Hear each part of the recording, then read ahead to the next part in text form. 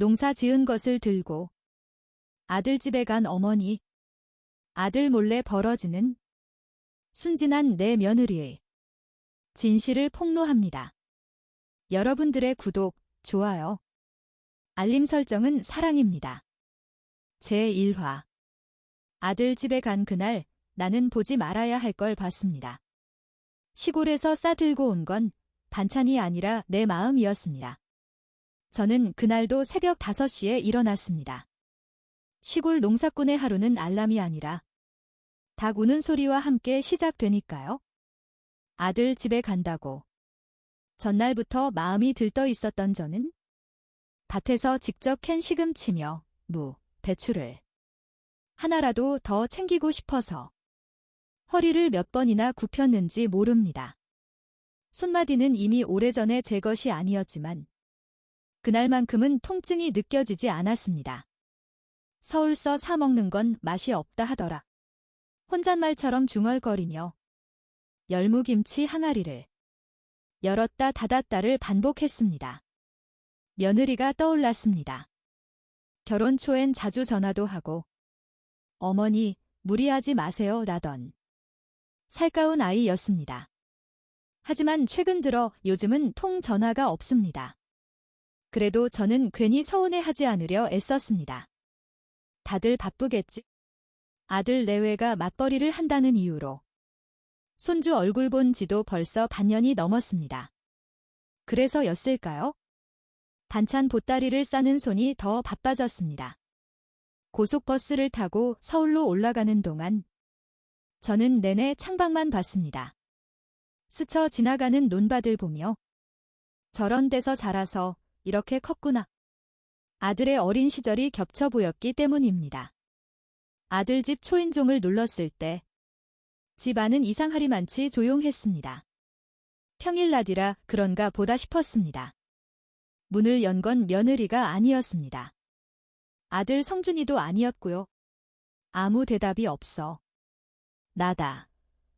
엄마다 하고 말하며 문을 열고 들어간 그 순간까지도 저는 몰랐습니다. 그날 제가 제 인생에서 가장 후회할 장면을 직접 목격하게 될 줄은요. 부엌에서 들려온 소리, 그리고 닫히지 않은 방문. 신발을 벗고 들어서자 부엌 쪽에서 웃음소리가 들려왔습니다. 며느리의 목소리였습니다. 너무 오랜만에 듣는, 그런데도 이상하게 낯선 웃음이었습니다. 누구 왔나? 반찬 봉지를 들고 부엌 쪽으로 다가가던 제 발걸음이 그 웃음소리 하나에 멈췄습니다. 그 웃음은 아들 앞에서, 손주 앞에서 제가 알던 내 며느리가 내던 소리가 아니었습니다. 그리고 이어진 남자 목소리. 그건 아들의 목소리가 아니었습니다. 순간 귀를 의심했습니다. 요즘 세상엔 TV 소리도 영상통화도 많으니까요. 그렇게 믿고 싶었습니다. 하지만 부엌 문틈으로 보인 건 너무나 분명한 현실이었습니다. 앞치마를 두른 며느리와 그 옆에 서서 며느리의 허리를 감싸 안고 있는 낯선 남자. 그 남자의 손이 며느리의 허리에서 등으로 그리고 얼굴로 올라가는 걸 제 두 눈으로 똑똑히 봤습니다. 순간 제 손에서 반찬 봉지가 미끄러져 떨어졌습니다. 열무김치가 바닥에 쏟아졌고 신 김치 냄새가 집안에 퍼졌습니다.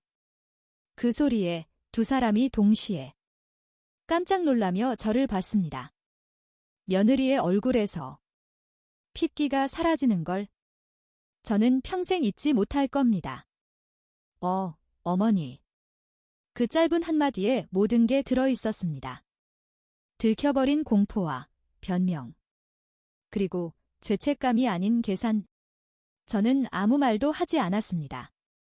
다만 바닥에 쏟아진 김치를 천천히 주워 담았습니다. 손이 떨려 비닐이 자꾸 구겨졌지만 저는 당황하지 않았습니다. 그날 저는 알았습니다. 아들 집에 가져온 건 반찬이 아니라 이 가정을 뒤흔들 진실이었단 것을요. 그리고 제 침묵이 얼마나 무서운 선택이 될지도요. 그날 밤 나는 아들에게 아무런 말도 하지 않았습니다. 하지만 그 선택이 이 집을 완전히 무너뜨릴 줄은 그땐 미처 몰랐습니다. 제2화. 아무 말도 하지 않았지만 모든 게 변하기 시작했습니다. 그날 이후 며느리는 나를 똑바로 보지 못했습니다.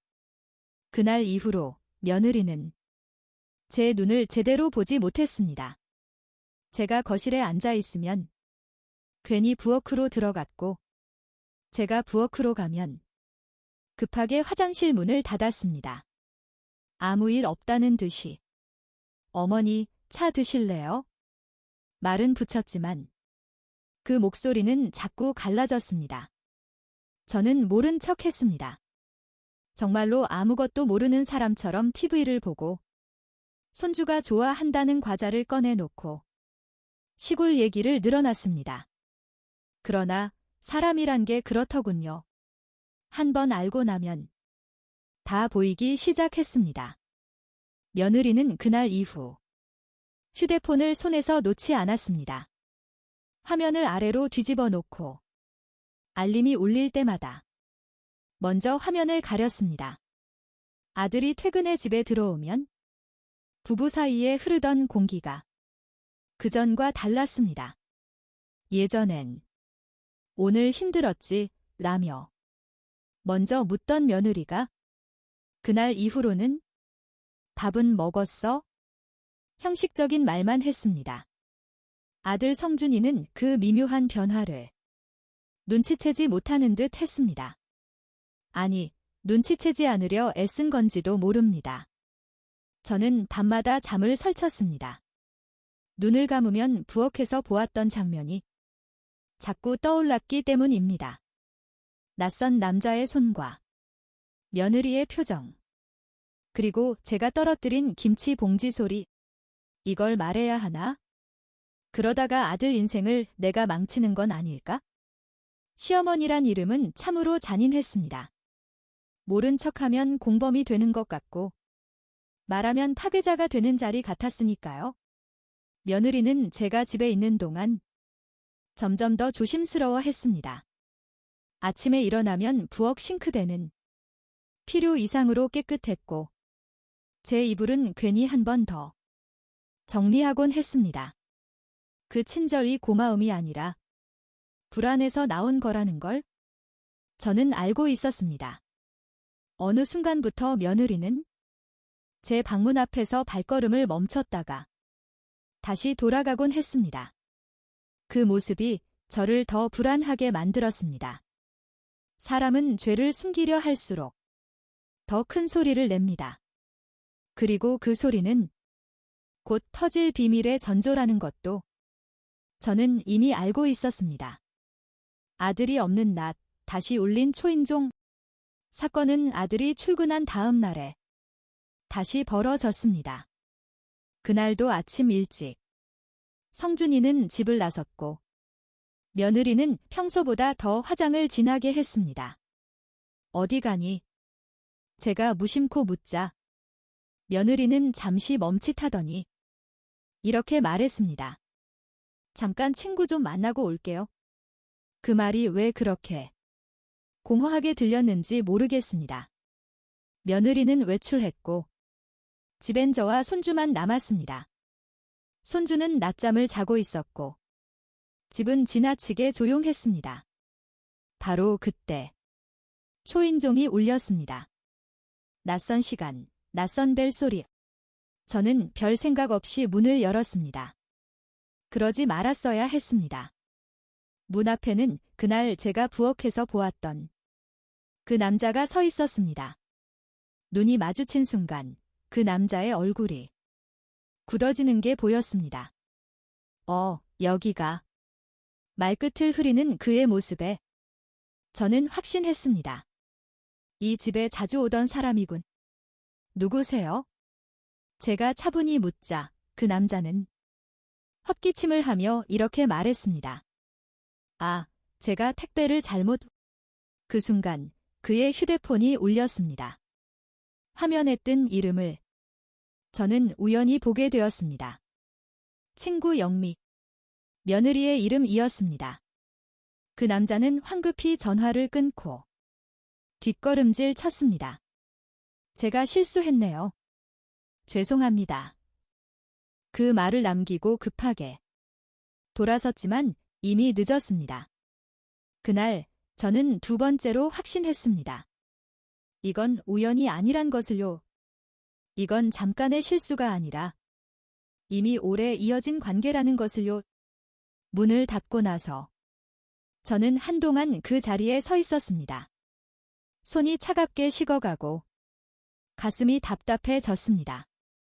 그때 손주방에서 작은 기침 소리가 들렸습니다.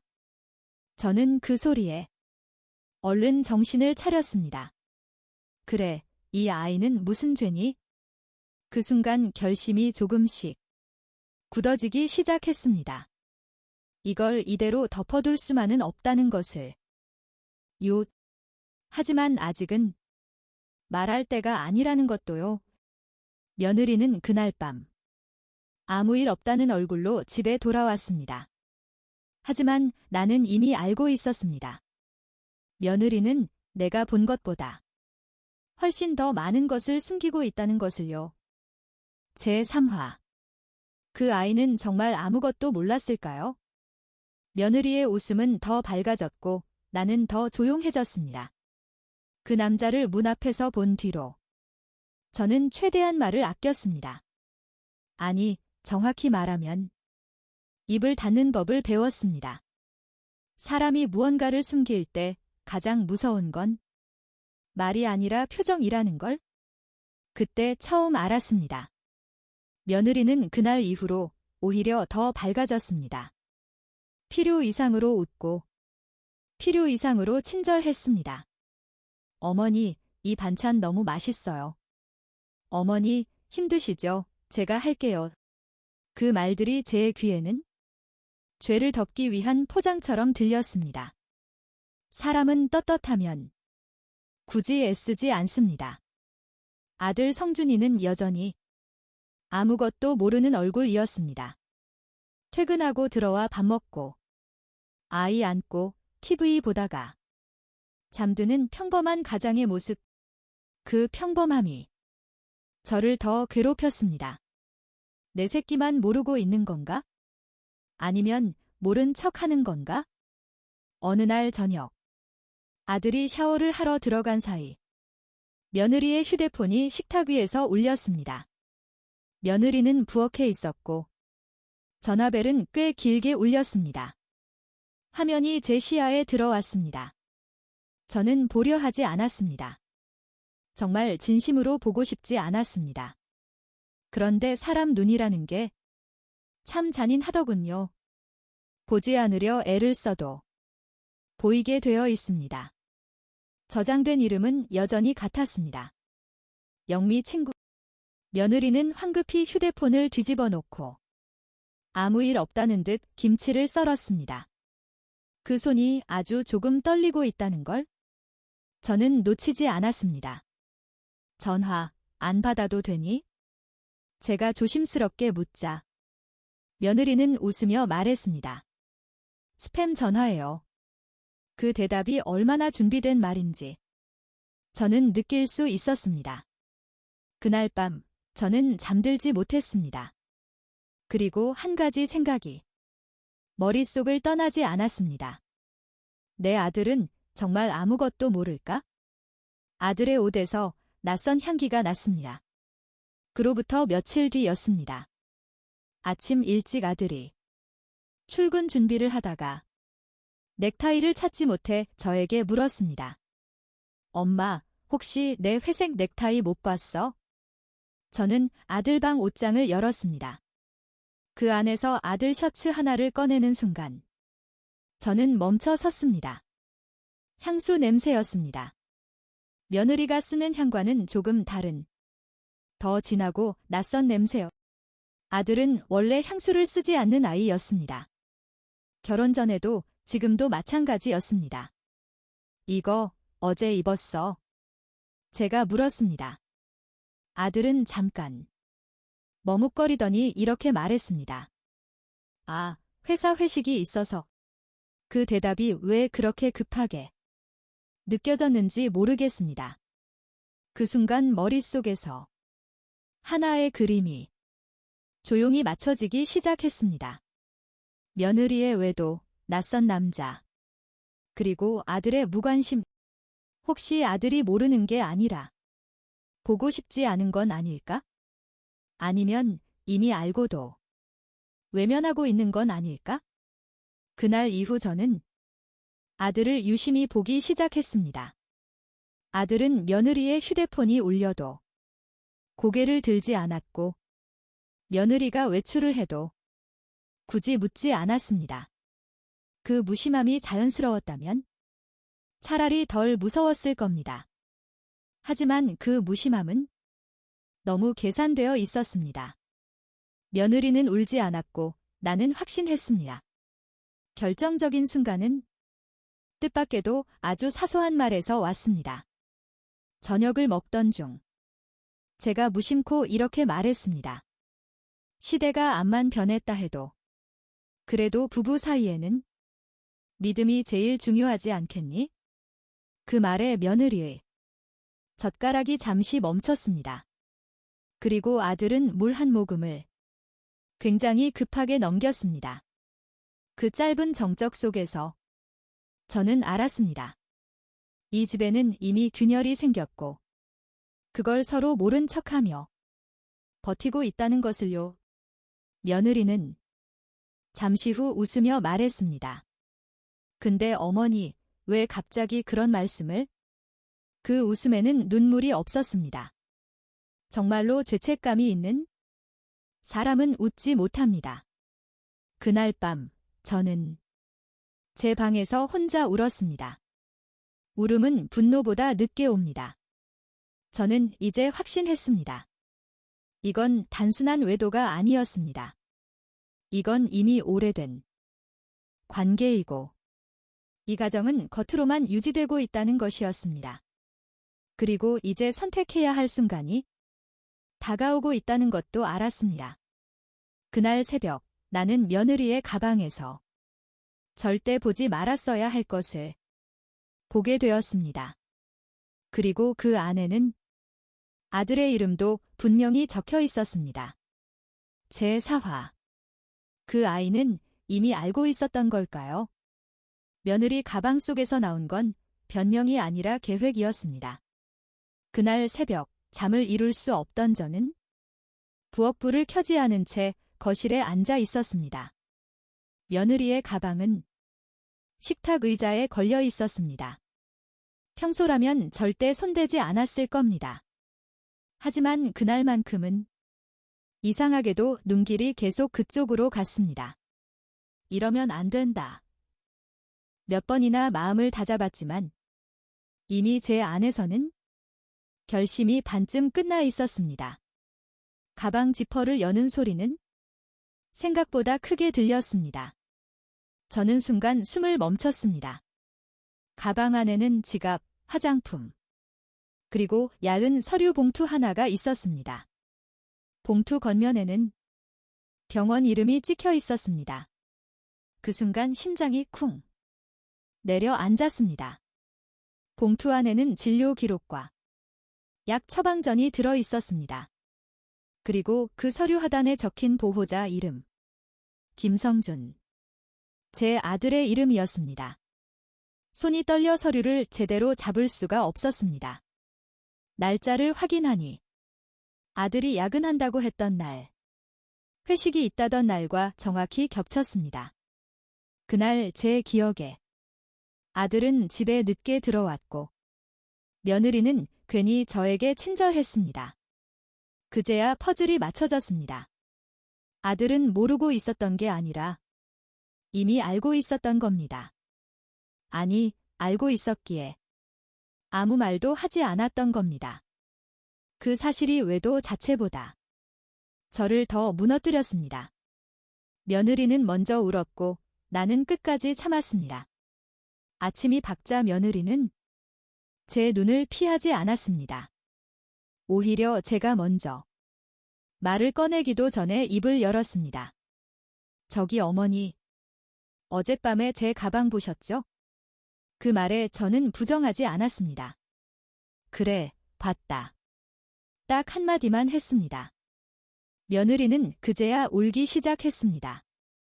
하지만 그 울음은 제가 아는 참회의 울음이 아니었습니다. 소리는 컸지만 눈물은 빨리 멈췄습니다.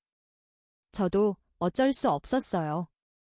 그 말이 제 가슴을 찔렀습니다. 어쩔 수 없었다는 말은 선택했다는 말과 다르지 않으니까요. 성준이는 알고 있었니? 제가 묻자 며느리는 고개를 끄덕였습니다.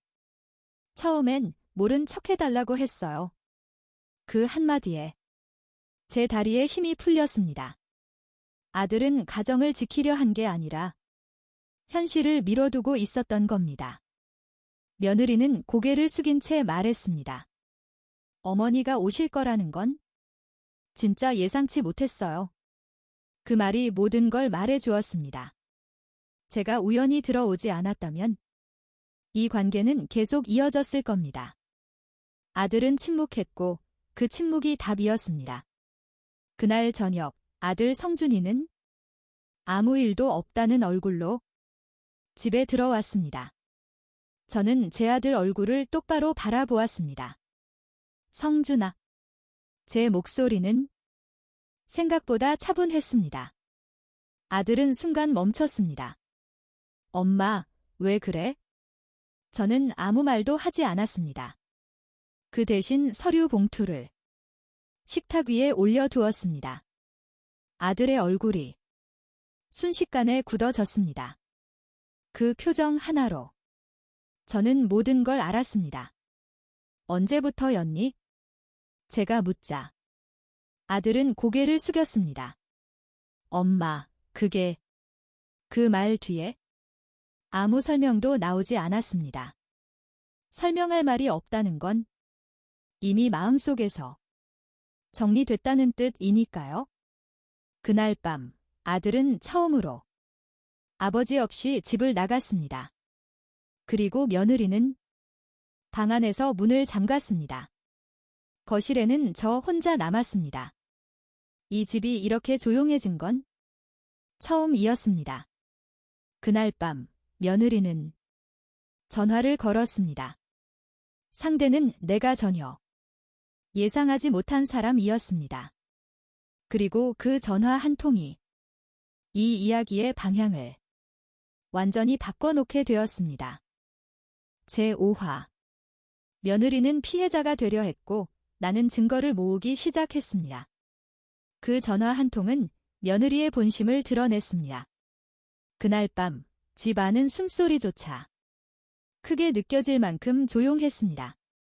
아들은 집을 나갔고 며느리는 방문을 잠근 채 안에서 나오지 않았습니다.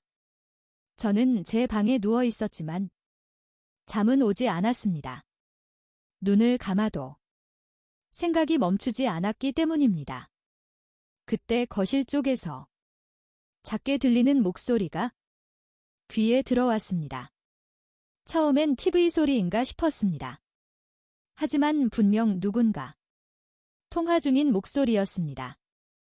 그건 바로 며느리의 전화통화 소리였습니다. 저는 숨을 죽이고 방문을 아주 조금 열었습니다. 빛이 새어 나오지 않게 조심하면서요. 며느리는 거실 소파에 앉아 있었습니다. 전화기를 귀에 댄 채 낮은 목소리로 말하고 있었습니다. 지금은 조금만 기다려줘요. 며느리의 말투는 아들에게 하던 말투가 아니었습니다. 부탁도 아니고 변명도 아닌 지시와 확신이 섞인 목소리였습니다. 잠시 후 그녀가 이렇게 말했습니다. 시어머니가 조금 까다로워요. 그 한 문장에 제 가슴이 철렁 내려 앉았습니다. 며느리는 제가 아닌 상황을 설명하고 있었습니다. 마치 제가 변수라도 되는 것처럼요. 아뇨, 아직은요. 그래도 준비는 해야겠죠. 준비라는 말이 귓가에 오래 남았습니다. 그 전화는 오래가지 않았습니다. 며느리는 전화를 끊고 한참 동안 가만히 앉아 있었습니다. 그 모습은 두려움에 떠는 사람이 아니라 다음 수를 계산하는 사람의 얼굴이었습니다. 그 순간 저는 알았습니다. 이 아이는 울고 빌며 끝낼 생각이 없다는 거려. 며느리는 나를 가해자로 만들기 시작했습니다. 다음 날 아침 며느리는 아무 일 없다는 얼굴로 부엌에 나왔습니다. 눈은 부어 있었지만 목소리는 차분했습니다. 어머니, 아침 드세요. 그 말투는 어제의 울음과 전혀 이어지지 않았습니다. 식탁에 앉자 며느리는 뜬금없이 이런 말을 꺼냈습니다. 어머니, 저 사실 제가 요즘 너무 힘들어서요. 저는 아무 말도 하지 않았습니다. 그러자 며느리는 말을 이었습니다. 성준이도 그렇고 어머니 분위기도 그렇고. 그 말에서 저는 방향을 느꼈습니다. 이 아이는 이미 이야기를 다르게 짜고 있었습니다. 며느리는 자신이 외도한 이야기는 입에 올리지 않았습니다. 대신 저와 아들 이야기만 했습니다. 어머니가 같이 계시니까 집이 너무 숨막혀요. 그 말은 부탁이 아니라 선포였습니다. 그날 오후 아들이 잠깐 집에 들렀습니다. 짐을 가지러 온다고 했습니다. 며느리는 아들 앞에서 갑자기 울기 시작했습니다. 어머니가 나를 계속 감시하는 것 같아요. 그 말에 아들의 얼굴이 흔들렸습니다. 그 흔들림을 보는 순간 저는 깨달았습니다. 며느리는 이미 아들에게 자기만의 이야기를 먼저 심어 놓았다는 것을요. 그날 저녁 아들은 저에게 말했습니다. 엄마, 우선 당분간만 시골에 가시는 게 집에 계시는 거 불편해하는 것 같아. 그 말이 칼처럼 꽂혔습니다. 아들은 외도보다 불편함을 먼저 말했습니다. 그날 저는 처음으로 아들 집에서 쫓겨날 수도 있겠다는 생각을 했습니다. 그래서 나는 말을 줄이고 기록을 시작했습니다. 그날 밤 저는 작은 메모장을 꺼냈습니다. 젊었을 때부터 농사 기록을 적던 습관이 이럴 때 쓰일 줄은 몰랐습니다. 저는 그동안 본 것들을 하나씩 적기 시작했습니다. 날짜와 시간, 며느리의 외출, 그리고 전화와 아들의 반응, 며느리의 가방에서 본 서류, 초인종 앞에 섰던 남자, 통화 중 들은 말들 모두를요. 기억은 흐려지지만 기록은 남는다고 생각했습니다. 며느리는 제가 조용해지자 오히려 더 대담해졌습니다. 전화를 거실에서 받았고 외출도 숨기지 않았습니다. 하지만 저는 더 이상 묻지 않았습니다. 그 대신 보았습니다. 그리고 기록했습니다. 어느 날은 며느리가 아이를 데리고 외출했다 돌아온 시간과 그날 아들이 집에 없던 시간이 정확히 겹쳤습니다. 그날 밤 며느리의 휴대폰에서 메시지 알림이 연달아 울렸습니다. 저는 소리를 세었습니다. 3번, 5번, 7번. 그 순간 이건 감정의 문제가 아니라 구조의 문제라는 걸 알게 되었습니다. 며느리는 자기 편을 만들고 있었고 저는 혼자가 되어가고 있었습니다. 그래서 더 늦기 전에 확실한 걸 잡아야 했습니다. 며칠 뒤 나는 우연히 며느리와 통화하던 그 남자의 정체에 대한 결정적인 단서를 손에 넣게 됩니다. 그리고 그 이름은 이 가족과 아주 깊이 연결되어 있었습니다. 제6화. 그 남자는 이 집과 이미 너무 가까운 사람이었습니다. 이름 하나가 모든 기억을 다시 흔들었습니다. 며느리와 통화하던 그 남자의 정체는 아주 우연한 계기로 드러났습니다. 어느 날 오후, 집 전화로 낯선 번호가 걸려왔습니다. 요즘 누가 집 전화로 전화를 하나 싶어 받지 않으려다 괜히 마음이 쓰여 수화기를 들었습니다. 거기 김성준 씨 댁 맞습니까? 낯선 남자의 목소리였습니다. 네, 맞는데요. 제가 대답하자 그는 잠시 말을 고르더니 이렇게 말했습니다. 저 성준이 친구 되는 사람인데요. 전에 인사드린 적 있습니다. 그 말에 머릿속이 잠시 멈췄습니다. 아들 친구 누구지? 아들은 집에 친구를 자주 데려오는 아이가 아니었습니다. 더군다나 결혼 후에는 더더욱 그랬습니다. 혹시 김명식 씨 아니신가요? 그 이름은 제 입에서 거의 반사적으로 튀어나왔습니다. 아들의 고등학교 동창. 군대까지 함께 갔고 결혼식 때도 가장 앞줄에 앉아있던 아들 친구. 전화기 너머에서 잠시 침묵이 흘렀습니다. 네, 맞습니다, 어머니요. 그 짧은 대답에 저는 확신했습니다. 그날 부엌에서 본 남자. 초인종 앞에 서 있던 그 남자. 그리고 며느리와 통화하던 그 남자. 모두 같은 사람이었습니다. 수화기를 내려놓고도 한동안 손이 떨려 제자리에 서 있을 수가 없었습니다. 아들의 친구라니요. 가족 행사 때마다 얼굴을 보던, 제가 밥까지 해 먹였던 그 아이라니요. 이건 단순한 외도가 아니었습니다. 이건 가족 안으로 이미 깊숙이 들어온 배신이었습니다. 아들은 모른 척할 수 없게 되었습니다. 그날 저녁 아들 성준이는 집으로 돌아왔습니다.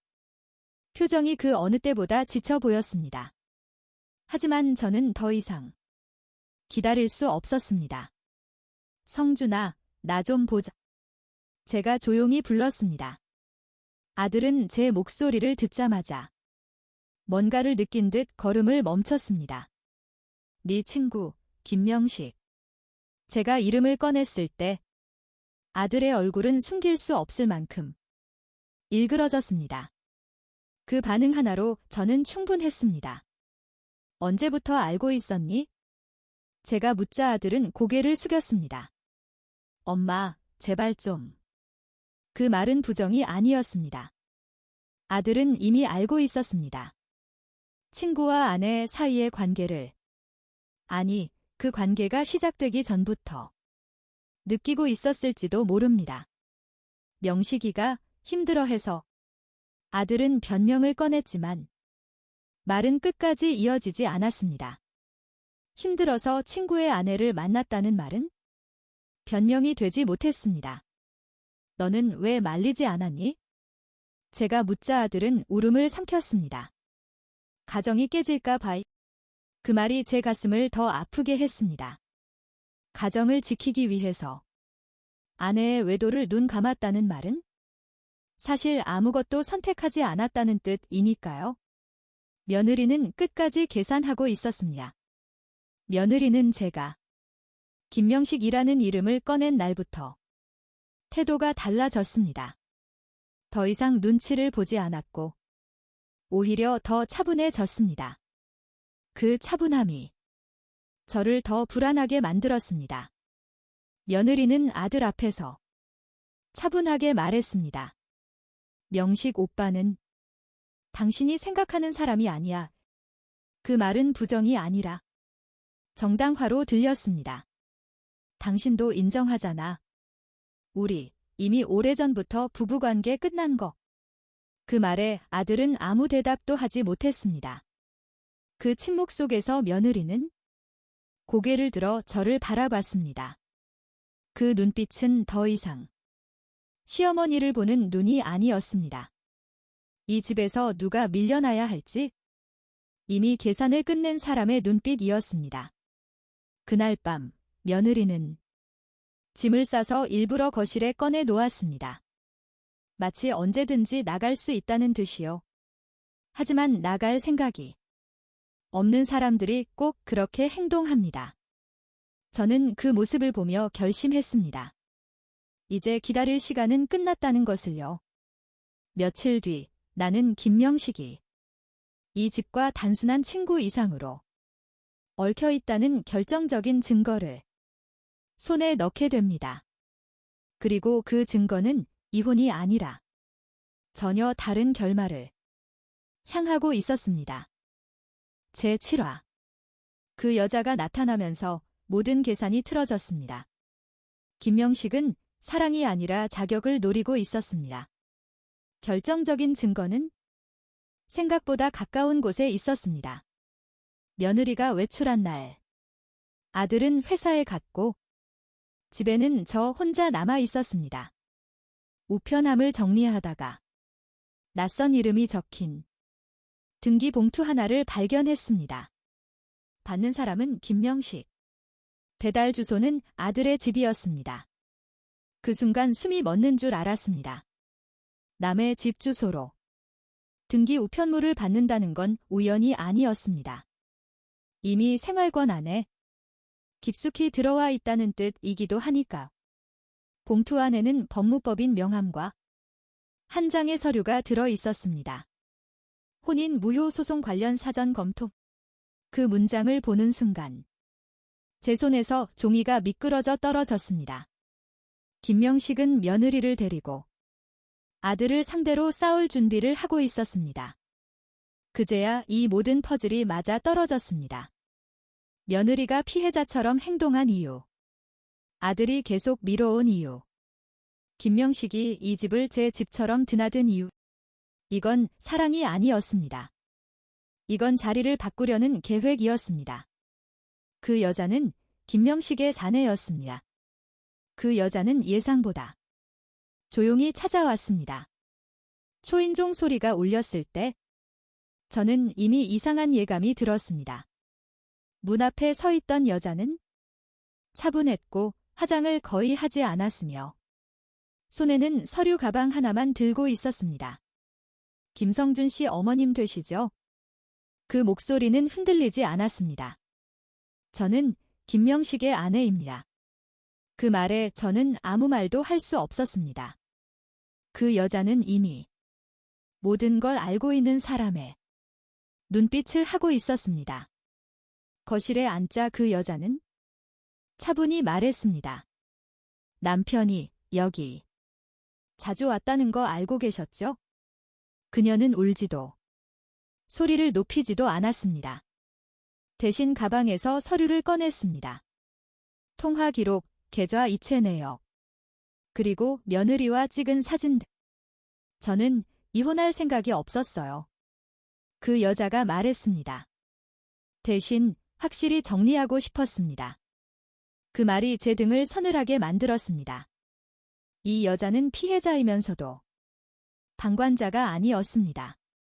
며느리는 자신이 주인공이라 착각하고 있었습니다. 그날 저녁, 며느리는 아무것도 모른 채 집에 돌아왔습니다. 저는 아무 말도 하지 않았습니다. 대신 식탁 위에 서류를 올려두었습니다. 김명식의 이름이 선명하게 찍힌 서류들. 며느리는 처음엔 웃었습니다. 어머니, 이게 뭐예요? 하지만 몇 장을 넘기며 그 웃음은 천천히 사라졌습니다. 이 여자, 누구예요? 제가 말했습니다. 김명식이 마누라다. 그 순간 며느리의 얼굴에서 처음으로 진짜 공포가 보였습니다. 며느리는 자신이 주도권을 쥐고 있다고 믿고 있었습니다. 하지만 판은 이미 다른 사람 손에 넘어가 있었습니다. 그날 밤 며느리는 처음으로 제 앞에서 무너졌습니다. 하지만 저는 더 이상 연민을 느끼지 않았습니다. 이건 며느리의 선택의 결과였으니까요. 다음 날 김명식의 아내는 아들에게도 직접 연락을 했습니다. 그리고 그 전화 한 통이 이 가족의 관계를 되돌릴 수 없는 곳으로 밀어넣게 되었습니다. 제8화.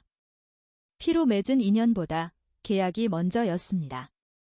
그 전화는 아들을 자들이 아닌 피고로 만들었습니다. 아들은 김명식의 아내에게서 전화를 받은 뒤 집으로 돌아왔습니다. 그 얼굴은 이미 결정을 끝낸 사람의 얼굴이 아니었습니다. 아무것도 선택하지 못한 채 모든 책임을 떠안게 된 사람의 얼굴이었습니다. 엄마. 아들은 제 앞에 서서 입을 열었다가 다시 닫았습니다. 그 짧은 침묵 속에서 저는 느꼈습니다. 그 전화는 단순한 폭로가 아니었습니다. 조건이었고 경고였고 마지막 통보였습니다. 김명식의 아내는 아들에게 이렇게 말했다고 했습니다. 당신은 피해자가 아닙니다. 다 알고 계셨죠? 그럼 이제 선택한 겁니다. 그 말이 아들을 무너뜨렸습니다. 아들은 늘 스스로를 피해자라고 생각해 왔습니다. 아내에게 상처받은 남편, 친구에게 배신당한 사람.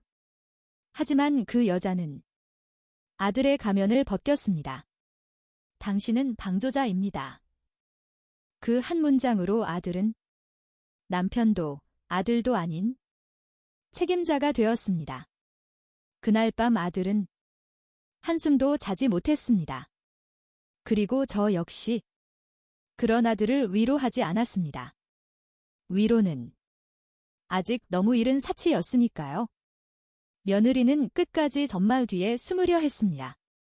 며느리는 김명식의 아내가 아들에게 직접 연락했다는 사실을 다음 날에서야 알았습니다. 그날 저녁, 며느리는 처음으로 제 방 앞에 섰습니다. 문을 두드리는 손이 미세하게 떨리고 있었습니다.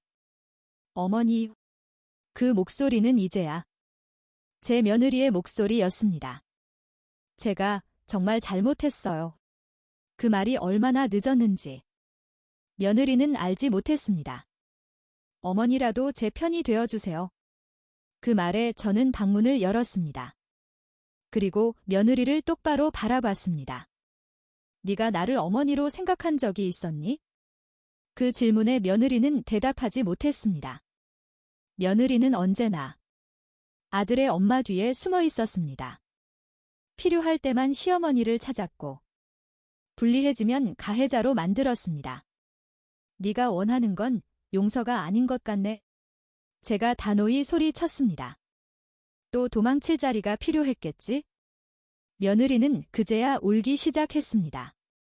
하지만 그 울음은 이미 의미를 잃은 뒤였습니다. 나는 가족을 지키지 않았습니다. 진실을 선택했을 뿐입니다. 며칠 뒤 김명식의 아내는 정식으로 내용 증명을 보냈습니다. 상대는 며느리와 김명식, 그리고 참고인으로 아들의 이름이 올라가 있었습니다. 그 순간 아들은 완전히 무너졌습니다. 엄마, 이제 나 어떡해? 제 아들의 울음 앞에서 저는 처음으로 차갑게 말했습니다. 이제는 네가 선택해야 한다. 아들은 그제야 깨달았습니다. 엄마는 방패가 아니라는 것을요. 저는 증거 메모를 꺼냈습니다. 날짜, 기록, 통화 시간, 목격 내용. 그걸 아들 앞에 놓았습니다. 이건 네 편도, 며느리 편도 아니다. 그냥 있었던 일, 그대로 사실이다. 그날 밤 아들은 처음으로 며느리에게 아무 말도 하지 않았습니다. 침묵은 사랑이 아니라 단절이었습니다. 그 선택은 돌이킬 수 없었습니다. 며느리는 다음 날 아이를 데리고 나갔다 왔습니다. 그리고 던져준 건 이혼 서류가 아니라 전혀 다른 법적 문서였습니다. 제9화 들리지 않는 고백들. 그날 밤 저는 잠을 이루지 못했습니다. 거실 소파에 앉아 불도 켜지 않은 채 괜히 TV를 틀었다가 소리를 줄이고는 멍하니 화면만 바라봤습니다. 화면 속 사람들은 웃고 있었지만 그 웃음이 제 귀에는 마치 조롱처럼 들렸습니다. 며느리는 안방에서 전화를 하고 있었습니다. 목소리를 낮췄지만 그 낮춘 숨결 속에 담긴 감정은 숨길 수 없더군요. 안 돼. 오늘은 못 나. 잠시 침묵 후. 응, 조금만 더 기다려줘. 그 말이 왜 그렇게 제 가슴을 눌렀는지 모르겠습니다. 기다리라는 말. 그건 이미 마음이 그쪽에 가 있다는 뜻이었으니까요. 아들은 그 시간에도 야간 근무라며 집에 없었습니다. 며느리는 제가 거실에 있는 걸 알면서도 굳이 방문을 닫지 않았습니다. 아니, 어쩌면 알고도 모르는 척 했을지도 모르겠습니다. 제가 아무 말도 하지 않을 거라는 걸 이미 간파하고 있었을 테니까요. 저는 그날 제 자신에게 여러 번 물었습니다. 지금이라도 말해야 하나? 이대로 침묵하는 게 시어머니로서의 도리일까? 하지만 질문은 늘 같은 자리에서 멈췄습니다. 말하는 순간 이 집은 돌아올 수 없는 강을 건널 것만 같았으니까요. 며느리는 다음 날 아침 아무 일 없다는 듯 밥상을 차렸습니다. 제가 가져온 밑반찬을 꺼내며 말했습니다. 어머니, 이거 정말 맛있어요. 역시 시골 음식이 최고예요. 그 말을 듣는 순간 웃음이 나올 뻔했습니다. 맛있다는 말이 이렇게 공허하게 들릴 수 있다는 걸 그때 처음 알았습니다. 아들은 밥을 먹으며 스마트폰만 보고 있었고 며느리는 그런 아들의 옆에서 제 반찬을 집어주며 다정한 척을 했습니다. 그 장면은 누가 봐도 연극 같았습니다. 이미 대본은 정해져 있고 저는 관객석 맨 뒤에서 혼자 숨죽여 보고 있는 기분이었습니다. 식사가 끝난 뒤 저는 며느리에게 조심스럽게 말을 꺼냈습니다. 요즘도 많이 바쁜가 보구나. 그 아이는 잠깐 저를 보더니 웃었습니다. 너무 자연스러워서 오히려 더 섬뜩한 웃음이었습니다. 네, 어머니 회사 일이 좀 많아서요. 거짓말이라는 걸 알면서도 저는 고개를 끄덕였습니다. 그 순간 깨달았습니다. 이 아이는 이미 들키지 않을 자신이 있다는 것을요. 오후가 되자 며느리는 외출을 했습니다. 잠깐 친구를 만나고 오겠다고 했지만 옷차림은 평소와 달랐습니다. 향수도 진했고 귀걸이도 바꿨습니다. 저는 아무 말도 하지 않았습니다. 다만 그 아이가 나간 뒤 천천히 현관으로 가서 신발장을 열어봤습니다. 그리고 그 안쪽에서 낯선 남자의 구두 한 켤레를 발견했습니다. 숨이 멎는 줄 알았습니다. 제 다리가 그 자리에서 굳어버린 것처럼 움직이지 않았습니다. 그 구두는 아들의 것이 아니었습니다. 사이즈도 디자인도 달랐습니다. 그날 이후로 저는 결심했습니다. 더 이상 반성에 기대지 않겠다고요. 확실한 진실을 제 눈으로 확인하기 전까지 아무 말도 하지 않겠다고요. 시어머니라는 이름으로 이 집의 마지막까지를 지켜볼 책임이 제게도 있다고 생각했으니까요. 밤이 되자 아들이 전화를 걸어왔습니다. 엄마, 집에 계세요? 저 내일 모레쯤 집에 갈게요. 저는 잠시 망설이다가 말했습니다. 그래, 그때 오너라 나도 할 말이 있다. 그 말이 어떤 파장을 불러올지 알면서도 저는 결국 입을 열고 말았습니다. 전화를 끊고 나서야 제 손이 떨리고 있다는 걸 알았습니다. 선택은 이미 끝나 있었습니다. 이제 남은 건 진실을 드러낼 시간뿐이었습니다. 그리고 그 진실은 누군가에게는 너무 늦은 고백이 될 것이고 누군가에게는 되돌릴 수 없는 심판이 될 것이었습니다. 제10화 어머니는 끝까지 보고 있었다. 아들이 집에 온 날은 이상하리만치 하늘이 맑았습니다. 구름 하나 없이 맑은 날씨였지만 제 마음은 이미 폭우가 쏟아진 뒤처럼 축축이 젖어 있었습니다. 아들은 평소처럼 웃으며 들어왔습니다. 엄마, 반찬 또 이렇게나 많이 만들었네? 그 웃음을 보는 순간 이 아이는 아직 아무것도 모르는구나라는 생각이 스쳤습니다. 그리고 그 사실이 제 가슴을 더 아프게 찔렀습니다. 며느리는 아들이 도착하자마자 갑자기 바빴습니다. 괜히 냉장고를 열었다 닫았고, 닦았던 상을 괜히 다시 닦고, 말투도 유난히 밝았습니다. 저는 그 모든 걸 조용히 보고만 있었습니다. 이 집에서 가장 오래 침묵해온 사람처럼요. 저녁 식탁에 세 사람이 마주 앉았을 때 숟가락 소리만 유난히 크게 들렸습니다. 아들이 먼저 말을 꺼냈습니다. 엄마, 할 말 있다면서요. 그 말에 며느리의 손이 잠깐 멈췄습니다. 아주 잠깐이었지만 저는 놓치지 않았습니다. 저는 국그릇을 내려놓고 천천히 숨을 골랐습니다. 그래, 할 말이 좀 있다.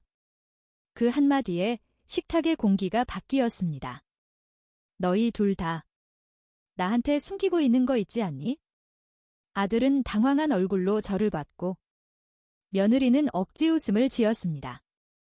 어머니, 갑자기 무슨 말씀이세요? 저는 그 웃음을 보며 말했습니다. 며느라, 네가 웃을 때 눈빛은 안 웃더라. 그 말에 며느리의 얼굴이 굳었습니다. 아들은 저와 며느리를 번갈아 보며 말했습니다. 엄마, 무슨 오해가 있으신 것 같은데. 그때였습니다.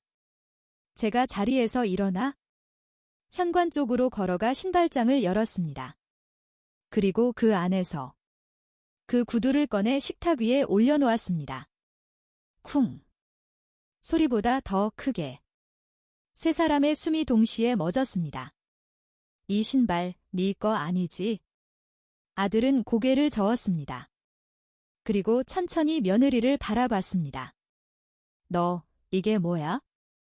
며느리는 아무 말도 하지 못했습니다.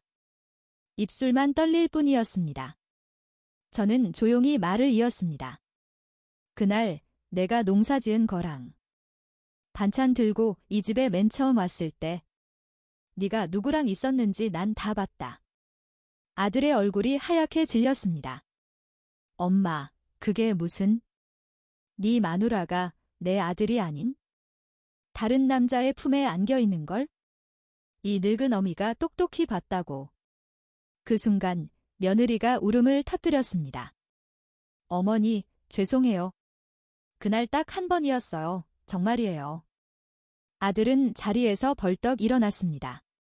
뭐가 한 번이야? 그게 말이 돼? 며느리는 울면서 매달렸습니다. 외로웠어요. 당신은 늘 일만 했잖아요. 그 말을 듣는 순간 아들의 눈빛이 완전히 바뀌었습니다. 분노보다 더 깊은 배신의 눈빛이었습니다. 저는 그 모습을 보며 조용히 말했습니다. 외로웠으면 먼저 네 남편한테 말을 했어야지. 그 한마디에 며느리는 더 이상 아무 말도 하지 못했습니다.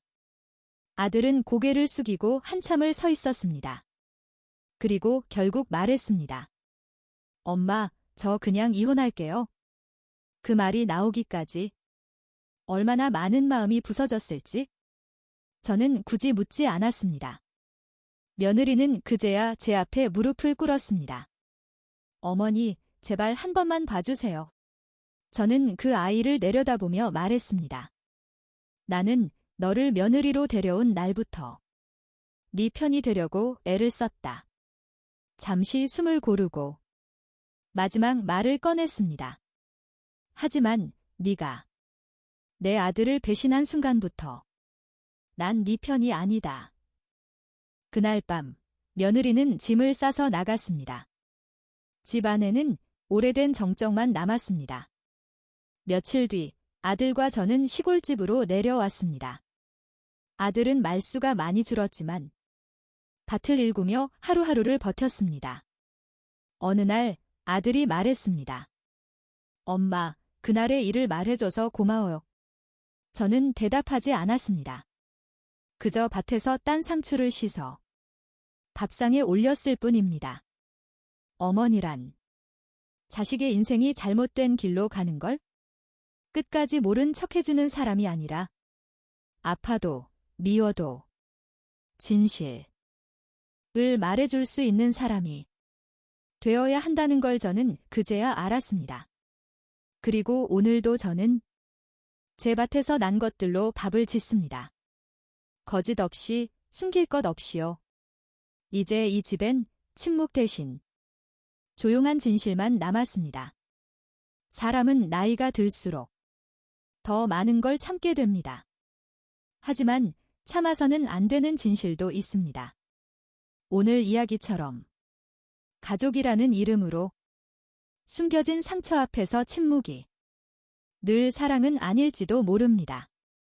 끝까지 함께 해주셔서 감사합니다. 다음 사연에서도 삶의 진짜 얼굴을 함께 마주하겠습니다. 소중하고 긴 시간 읽어주심에 감사합니다.